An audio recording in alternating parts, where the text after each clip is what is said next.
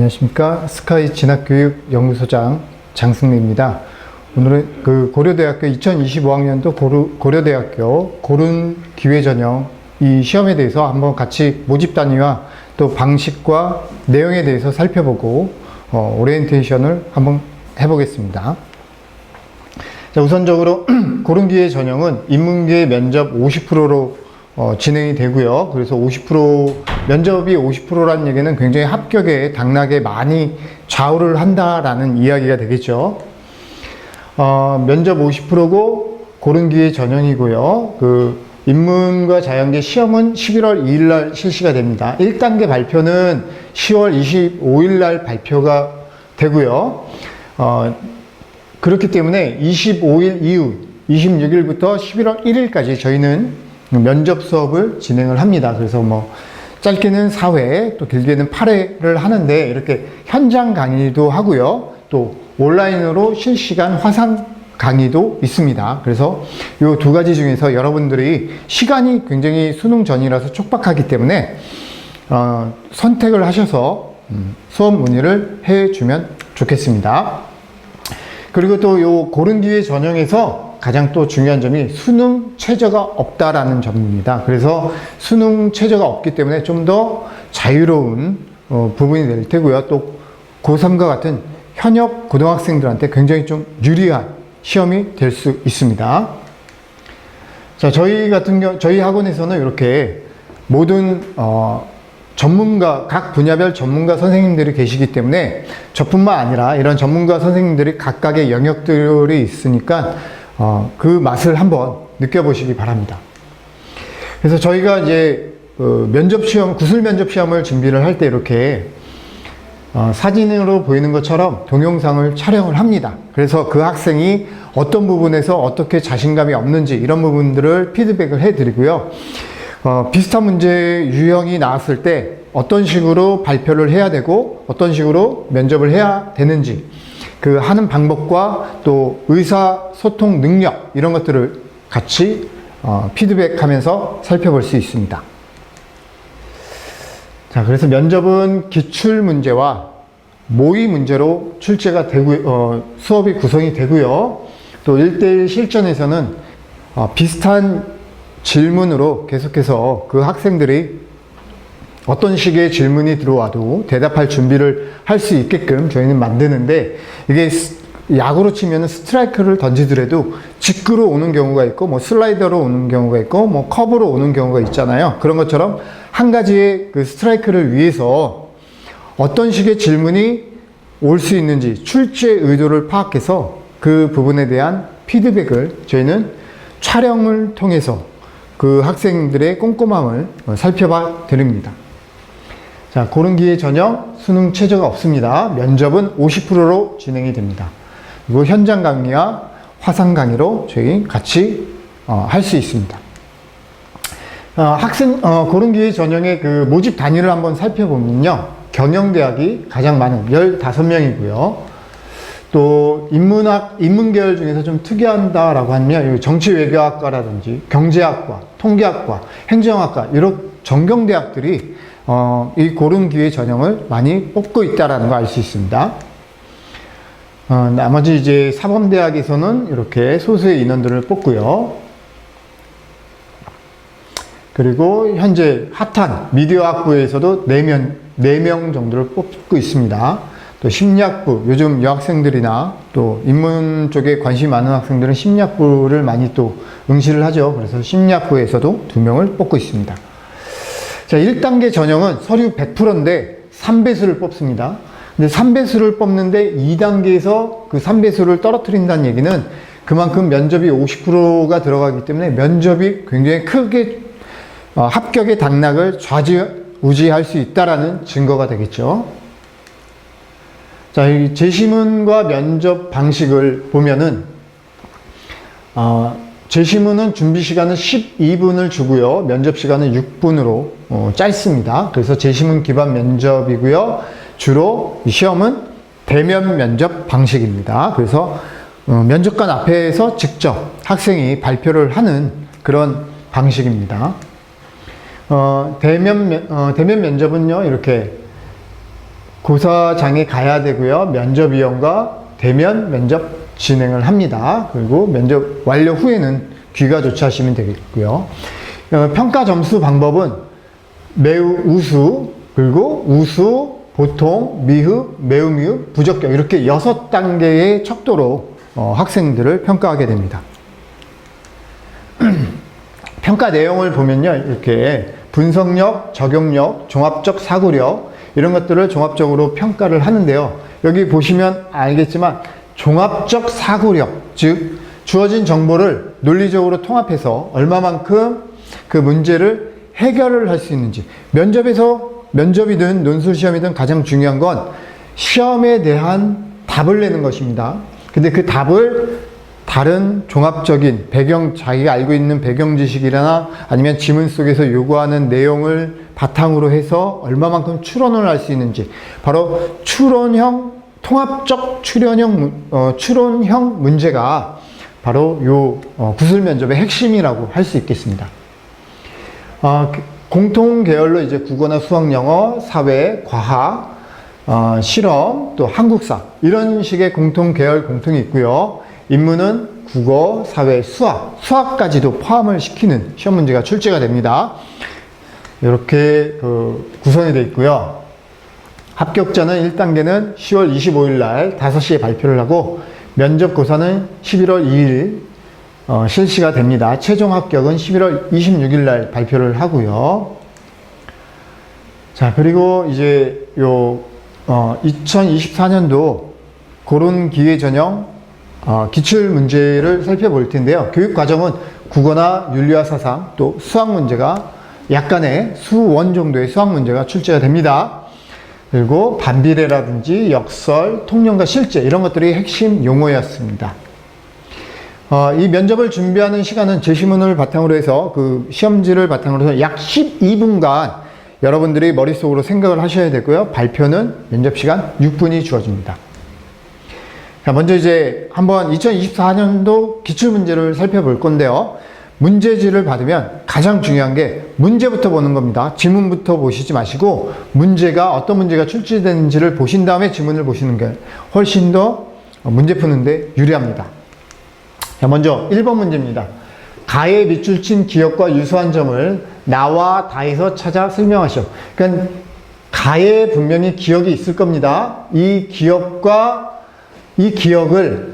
지문 다에서 유사한 점을 찾으라는 겁니다. 자, 그러면 가의 기억이 뭔지, 또 지문 다에서 무엇을 설명하는지 이것을 찾아내셔야 되겠죠. 자, 한번 보시겠는데 가 지문은 이렇게 온도가 일정할 때 기체의 부피는 압력의 변화에 따라 달라진다. 즉 압력이 2배, 3배, 4배로 커지면 기체의 부피는 2분의 1배, 3분의 1배, 4분의 1배로 줄어든다. 이때 기체의 압력을 x, 기체의 부피를 y라고 하면 x와 y의 값은 항상 일정한 상수 k가 된다. 즉 기억이 여기 나와 있네요. x와 y의 관계는 이렇게 y는 x분의 k, k는 0이 아니다로 나타낼 수 있다. 자, 요거 이제 약간의 반비례 관계죠. 그래서 기억은 반비례 관계, 이런 관계를 나타내는데 이것이 나와 다에서 어떻게 설명이 되는지를 살펴보는 겁니다. 먼저 우리의 경제적 성취에 걸맞은 도덕적 진보는 어디에 있는가? 경제적 성취는 물리학에서 이루어진 혁명의 직접적인 결실이다. 그러나 거기에 상응하는 인문학과 예술은 어디에 있는가? 경제적 진보는 심각한 새로운 도덕적 혼란을 가져왔다. 그러니까 경제가 진보할수록 오히려 도덕적 혼란이 가져온다.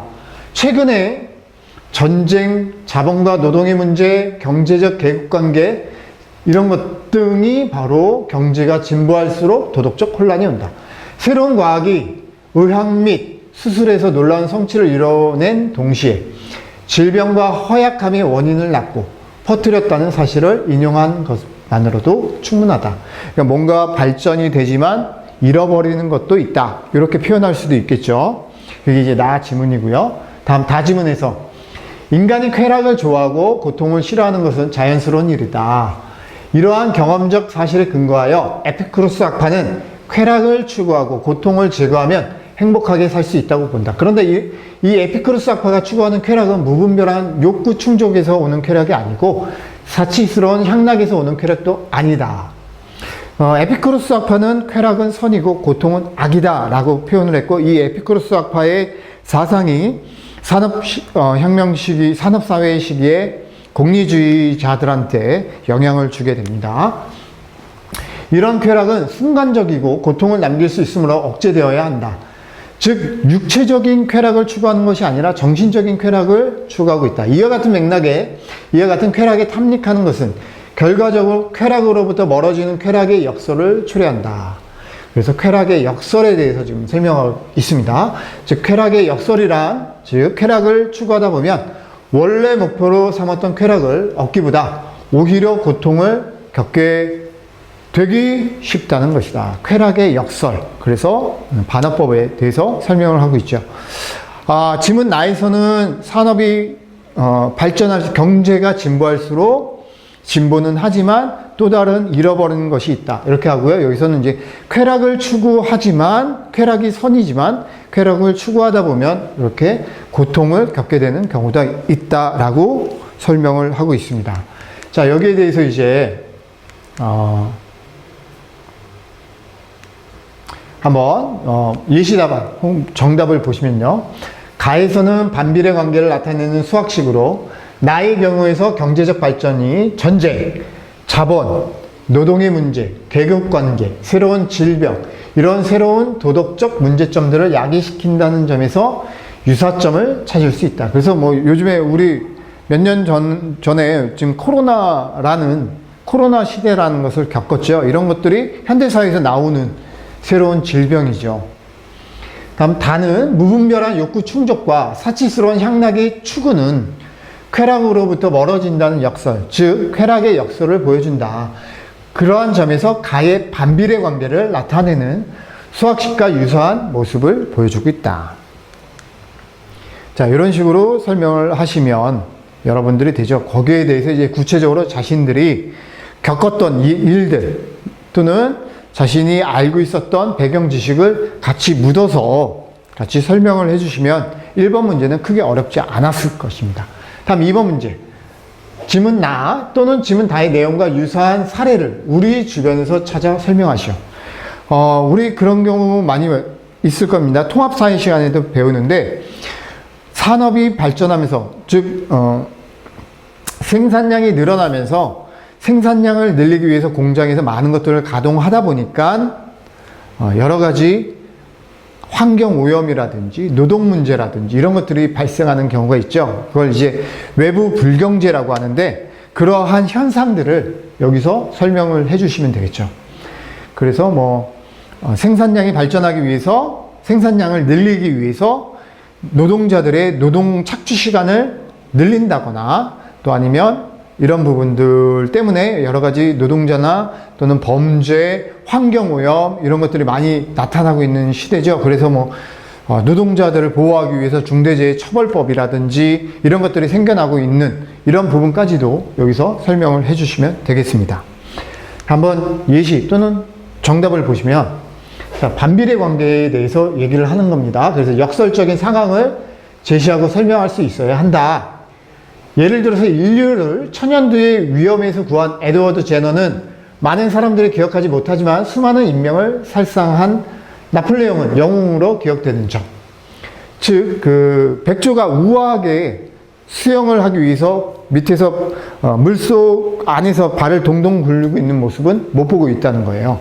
그래서 그런 부분들, 게임에서 등급이 올라가 주위의 부러움을 받게 되지만 점차 중독에 빠져서 적응적인 삶이 어려워진다는 점, 직장에서 승진함에 따라 이전보다 더 바빠지고 책임감은 커지고 삶의 질이 저하되는 것, 또 편리함을 위해서 컴퓨터가 발명됐으나 오히려 빠른 시간 때문에 더 많은 일을 해야 된다는 점, 핸드폰으로 소통의 기회가 확대됐으나 오히려 사회적 관계로 인한 괴로움이 커지는 점, 의료기술의 발달로 평균 수명은 늘어났으나 노안 등의 질병으로 인한 고통의 시간은 길어지는 점, 또 인공 GPT 이런 것들이 발전함으로 인해서 인간의 감성이나 어떤 윤리적인 부분 이런 부분들이 무시되고 있어서 현대에는 묻지마 살인이라든지 여러 가지 범죄 효과들이 범죄 증상들이 많이 늘어나고 있다라는 점 이런 것들을 예시로 들어주시면 이번 문제 해결할 수 있으실 겁니다. 다음은 이제 3번 문제를 볼 텐데요. 3번 문제는 지문 라의 니은과 디귿이 다른 이유를 설명하고 이를 토대로 가의 수학식과 나와 다의 현상들 간의 차이를 설명하시오. 자, 한번 지문 라를 보도록 하겠습니다. 지문 라. 노인 목수가 그리는 집, 그림은 충격적이었습니다. 집을 그리는 순서가 판이하였기 때문입니다.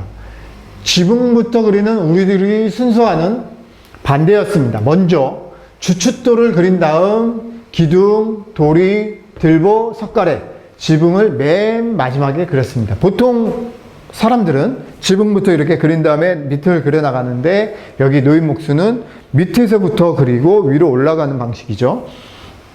그가 집을 그리는 순서는 집을 짓는 순서였습니다. 일하는 사람의 그림이었습니다. 세상에 지붕부터 지을 수 있는 집은 없습니다. 그럼에도 불구하고 지붕부터 그려온 나의 무심함이 부끄러웠습니다. 실질적으로 뭔가를 하는 사람, 이 사람의 순서와 그냥 무턱대고 아무런 관념 없이 그 일에 대해서 하는 사람은 이렇게 일의 순서에 따라서 그림 그리는 방식도 달라질 수 있다. 이런 부분이 되겠죠. 자, 여기에 대해서 이제 예시, 답안을 한번 살펴보도록 하겠습니다.